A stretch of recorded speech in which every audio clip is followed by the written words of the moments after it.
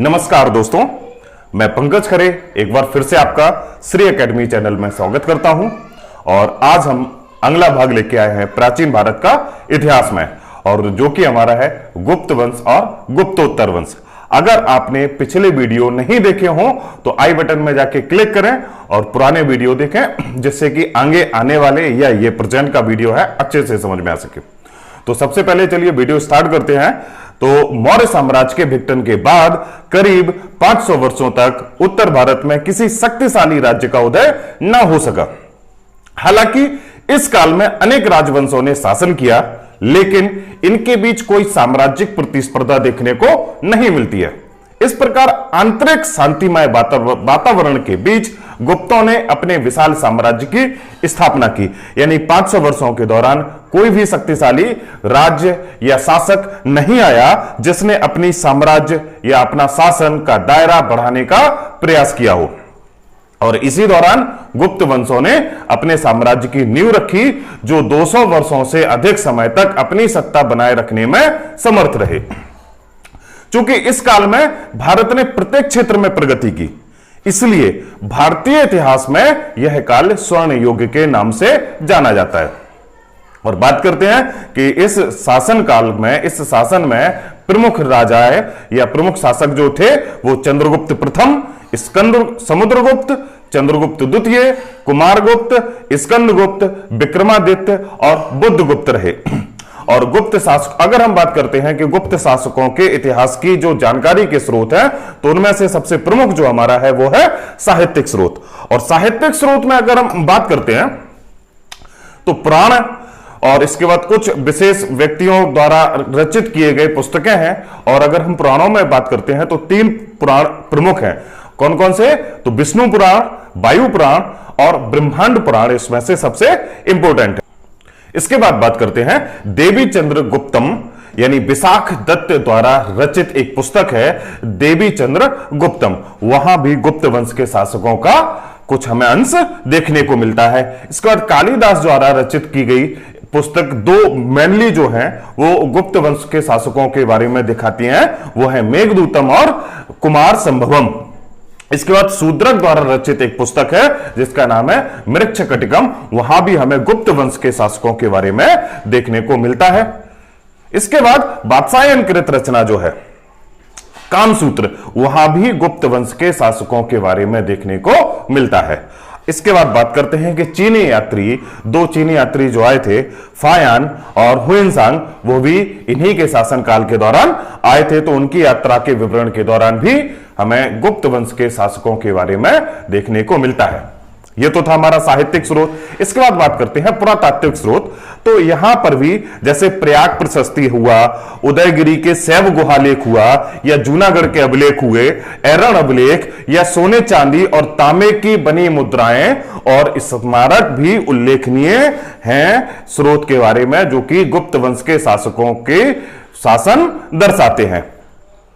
अच्छा, अब बात करते हैं, ये तो हो गया कहां से हमें कैसे पता लगा, लेकिन सबसे पहले कौन आया और किसने गुप्त वंश की नींव रखी या कौन संस्थापक है? तो चर्चा करते हैं पहले शासक श्रीगुप्त की, जो कि 270 ईस्वी से 300 ईस्वी तक ये रहे।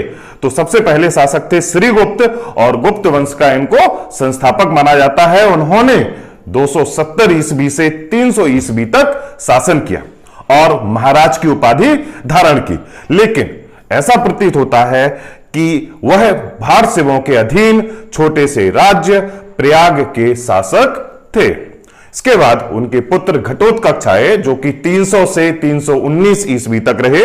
और ये श्रीगुप्त के पुत्र घटोत्कच ने 300 ईस्वी से 319 ईस्वी तक शासन किया और इन्होंने भी महाराज की उपाधि धारण की।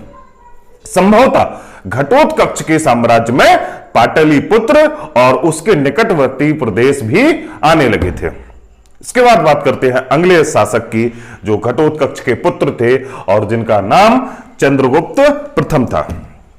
और यह 319 से 335 ईस्वी तक रहे। और चंद्रगुप्त शासक यानी चंद्रगुप्त प्रथम इस वंश के प्रथम प्रमुख शासक थे, जिसने मगध, कौशल और कौशांबी को जीतकर अपने साम्राज्य में मिला लिया था। उन्होंने महाराजधिराज की उपाधि धारण की और लिच्छवी वंश की राजकुमारी कुमार देवी से विवाह किया था। बात करें कि चंद्रगुप्त प्रथम को गुप्त संवत का वास्तविक संस्थापक माना जाता है। क्यों माना जाता है? क्योंकि इन्हीं के समय में जो गुप्त शासन था, साम्राज्य था, उसका विस्तार होना प्रारंभ हो गया था। इसके बाद बात करते हैं समुद्रगुप्त की। तो समुद्रगुप्त निश्चित तौर से चंद्रगुप्त प्रथम के बाद आए, यानी 335 ईसा पूर्व से 335 ईस्वी से 380 ईस्वी तक। तो चंद्रगुप्त का उत्तराधिकारी उसका पुत्र समुद्रगुप्त था, जो कच नामक अपने वंश के एक राजकुमार को पराजित कर शासक बना था। उसमें महान सैनिक प्रतिभा थी। उसे भारत का नेपोलियन भी कहते हैं और नेपोलियन की तरह वह कभी भी पराजित नहीं हुआ था।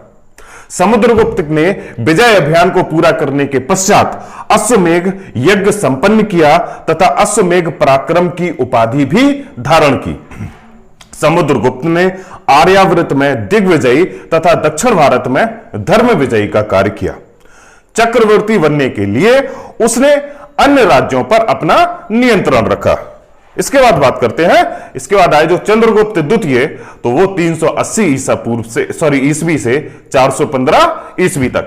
और समुद्रगुप्त का उत्तराधिकारी उसका पुत्र चंद्रगुप्त द्वितीय बना, जिसका नाम विक्रमादित्य था, यानी उसको हम विक्रमादित्य के नाम से भी जानते हैं। यह गुप्त राजवंश का महानतम शासक था। वह महान विजेता और प्रशासक था। चंद्रगुप्त द्वितीय के शासनकाल में उसकी प्रथम राजधानी पाटलिपुत्र और द्वितीय राजधानी उज्जैनी थी। ये दोनों ही नगर गुप्तकालीन शिक्षा के प्रसिद्ध केंद्र थे। चंद्रगुप्त द्वितीय के शासनकाल में संस्कृत भाषा के सबसे प्रसिद्ध कवि कालिदास हुआ करते थे। इसके बाद चंद्रगुप्त द्वितीय का जो काल साहित्य और कला का स्वर्ण काल कहा गया है। प्राचीन भारत की श्रेष्ठतम साहित्य प्रतिभा कालिदास, आर्यभट्ट, बराहमिहिर, ब्रह्मगुप्त यानी जो गणिताचार्य और नक्षत्र वैज्ञानिक थे, इन्हीं के नवरत्नों में से थे। धन्वंतरी जो प्रसिद्ध चिकित्सक थे, इसी के शासनकाल में हुए थे। चीनी यात्री फायान भी इसी के शासनकाल में आया था। इसके बाद बात करते हैं कुमारगुप्त की। तो कुमारगुप्त जो है 415 ईस्वी से 455 यानी 40 वर्ष तक इसने शासन किया और यह चंद्रगुप्त द्वितीय का पुत्र था और उसका उत्तराधिकारी भी था। इसका शासन शांति व समृद्धि के लिए प्रसिद्ध था। कुमारगुप्त के काल में नालंदा विश्वविद्यालय की स्थापना की गई और कुमारगुप्त के काल में ही पुष्यमित्र नामक जाति ने आक्रमण भी किया था। इसके बाद आए स्कंदगुप्त जो कि 455 से 467 ईस्वी तक रहे और यह कुमारगुप्त के पुत्र थे। स्कंदगुप्त ने हुणों को पराजित कर विक्रमादित्य की उपाधि धारण की थी और स्कंदगुप्त को सक्रादित्य या देवराय और परीक्षित वृक्षा भी कहा गया है। स्कंदगुप्त ने वृषभ शैली के नए सिक्के जारी किए थे। और बात करते हैं पुरुगुप्त की। तो ये 467 ईस्वी से 473 ईस्वी तक रहे। परवर्ती गुप्तों में यह पहला शासक पुरुगुप्त था और पुरुगुप्त ने केवल धनुर्धर प्रकार के स्वर्ण सिक्के चलाए थे। और इसके बाद आया भानुगुप्त और यह गुप्त वंश का अंतिम शासक भी था। बात करते हैं भारत का स्वर्ण काल। तो गुप्त काल 320 से 550 ईस्वी तक रहा और इस अवधि में शांति, समृद्धि और चतुर्मुखी विकास भी हुआ, जिसके फलस्वरूप इस काल को भारतीय इतिहास में स्वर्ण युग के नाम से भी जाने जाना लगा। इस युग में कला, विज्ञान, साहित्य, वास्तुकला आदि के क्षेत्र में आशातीत विकास हुआ। बहुत अच्छे लेवल पर, बहुत अच्छी स्थिति में विकास हुआ। उच्च कोटि की शासन व्यवस्था भी स्थापित इसी शासनकाल में हुई थी। व्यवसाय, उद्योग और कृषि की उन्नति भी इसी शासनकाल में हुई थी। इसके बाद बात करते हैं, ये तो था हमारा गुप्त वंश। अब गुप्त वंश खत्म होने के बाद जो स्टार्ट हुआ था वो हुआ था गुप्तोत्तर वंश। गुप्तोत्तर वंश की अगर बात करें तो गुप्त साम्राज्य के पतन के साथ ही अनेक स्वतंत्र राज्यों का उदय होने लगा था और इन राज्यों में वर्धन वंश के थानेश्वर राज्य के शासकों का वर्णन मधुवन प्रशस्ति में प्राप्त हुआ है। हर्षवर्धन के अभिलेखों में उसके केवल 4 पूर्वज यानी नरवर्धन, राज्यवर्धन, आदित्यवर्धन और प्रभाकर वर्धन का उल्लेख मिलता है। प्रभाकर वर्धन और हर्षवर्धन वर्धन वंश के प्रमुख शक्तिशाली और प्रसिद्ध भी शासक हुए थे। तो बात करते हैं सबसे पहले हर्षवर्धन की। तो हर्षवर्धन 606 ईस्वी से 647 ईस्वी तक ये शासक रहे थे और हर्ष के विषय में हमें जानकारी हुइनसांग और बाणभट्ट द्वारा काफी मिलती है। हर्ष निसंदेह प्राचीन भारत के महानतम शासकों में से एक था।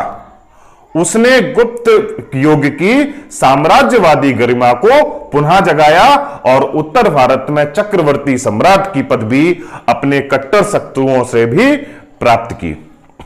हर्षवर्धन पुष्यभूति वंश का सबसे प्रतापी राजा था। हर्षवर्धन का दरबारी कवि बाणभट्ट था। हर्षवर्धन को द्वितीय अशोक कहा जाता है। हर्षवर्धन ने रत्नावली नामक पुस्तक लिखी। हर्षवर्धन ने अपनी धार्मिक सभा प्रयाग में किया करता था और हर्ष से जुड़ी सूचनाएं कल्हड़ द्वारा रचित रजत रंगणी यानी रजत रंगणी जो कल्हड़ ने रची थी उसमें भी हर्ष से जुड़ी सूचनाएं मिलती हैं। इसके बाद आता है नया वंश, राजपूत वंश। और हर्ष की मृत्यु के पश्चात ही उत्तर पश्चिमी भारत में छोटे छोटे राज्यों का उदय शुरू हो गया। इन विभिन्न छोटे छोटे राज्यों के शासक राजपूत थे जिन्होंने 1200 ईस्वी तक यानी कि लगभग 500 सालों तक शासन किया। भारतीय इतिहास काल को राजपूत युग के नाम से भी जाना जाता है, यानी भारतीय इतिहास में इस काल को राजपूत युग के नाम से भी जाना जाता है। और मुख्य राजपूत राजाओं में पृथ्वीराज चौहान, जयचंद्र, राणा संग्राम सिंह, राणा प्रताप सिंह आदि नाम शामिल हैं। और उनमें से प्रमुख राजपूत राज्य थे जैसे शाही राजपूत तो पंजाब के शासक भीमपाल, जयपाल, आनंदपाल और त्रिलोचनपाल इस वंश के महत्वपूर्ण शासक थे। किसके? शाही राजपूत वंश के। और उन्होंने 1021 ईस्वी में महमूद गजनी ने हराया था। और इसके बाद आया चौहान वंश। उत्तर भारत का सबसे शक्तिशाली वंश था और पृथ्वीराज चौहान इस वंश का वीर, प्रतापी और अंतिम शासक था, जिसका मोहम्मद गौरी के साथ तरायन का प्रथम और तरायन का द्वितीय युद्ध हुआ। इसी राजवंश के शासनकाल में अजमेर की स्थापना हुई। इसके बाद आए चंदेल वंश, जिन्हें हम बुंदेल के नाम से भी जानते हैं। तो इसमें यशोवर्मन इस वंश का प्रथम प्रतापी और स्वतंत्र शासक था। इन्होंने बुंदेलखंड पर शासन किया। चंदेलों की राजधानी खजुराहो थी। यशोवर्मन का पुत्र धंग, जो कि 950 ईस्वी से 1008 ईस्वी तक चंदेल वंश का सबसे महत्वपूर्ण शासक था। पर इसके बाद परमाल अथवा परमर्दन चंदेल वंश का अंतिम शासक था और इसी के शासनकाल में तुर्कों ने चंदेल राज्य पर आक्रमण किया था, जिसके फलस्वरूप चंदेल वंश का पतन प्रारंभ हो गया। इस वंश के शासनकाल में खजुराहो मंदिर का निर्माण हुआ था। इसके बाद आया परमार वंश। तो इस वंश का संस्थापक उपेंद्र था और श्रीहर्ष इस वंश के प्रथम स्वतंत्र शक्तिशाली शासक थे, जिसने राष्ट्रकूटों को पराजित किया था। प्रारंभ में परमारों की राजधानी उज्जैनी थी और बाद में धारा राजधानी बनी। राजा भोज, जिसके नाम पर भोपाल शहर बसा, अपनी दानशीलता, कला एवं विधानुराग के कारण इस वंश के सर्वाधिक प्रसिद्ध राजा थे। इसके बाद आया पाल वंश। तो बंगाल में गोपाल ने पाल वंश की स्थापना की। इसके बाद धर्मपाल, देवपाल, महिपाल, जयपाल आदि इस वंश के प्रमुख राजा थे। इन्होंने परम भट्टारक, महाराजाधिराज, परमेश्वर आदि की उपाधियां धारण की। देवपाल इस वंश का सर्वाधिक शक्तिशाली शासक था। जिसने कामरूप तथा कलिंग पर अपना अधिकार स्थापित किया था। बंगाल के सेन वंश ने इस वंश का अंत कर दिया था और अंत करने के बाद आता है सेन वंश। सामंत सेन वंश का संस्थापक था जिसने बंगाल और बिहार पर अपना शासन किया था। लक्ष्मण सेन इस वंश का अंतिम प्रसिद्ध राजा था और गीत गोविंद के रचयिता जयदेव इसके दरबारी कवि थे। इसके बाद चालुक्य वंश आए गुजरात के, तो गुजरात में इस वंश का संस्थापक मूलराज प्रथम था और जयसिंह सिद्धराज इस वंश का सर्वाधिक शक्तिशाली एवं कुमारपाल इस वंश का अंतिम शासक था। इसकी मृत्यु के बाद इस वंश का क्रमशः पतन हो गया। इसके बाद दौर शुरू होता है कलचुरी वंश का। तो इस वंश का संस्थापक कोकल था और इसने त्रिपुरी को अपनी राजधानी बनाकर शासन किया और इस वंश की दो शाखाएं थी। गंगेदेव इस वंश का शक्तिशाली शासक था और इसने विक्रमादित्य की उपाधि धारण की। तो यह था हमारा प्राचीन भारत का इतिहास, जो कि यहीं खत्म होता है। इसके बाद हमारा अगला टॉपिक जो शुरू होगा वो मध्यकालीन भारत का होगा, जिसमें हम मध्यकालीन 8वीं शताब्दी से, अगले वीडियो जो होगा वो 8वीं शताब्दी से 10वीं शताब्दी के दौरान रहेगा।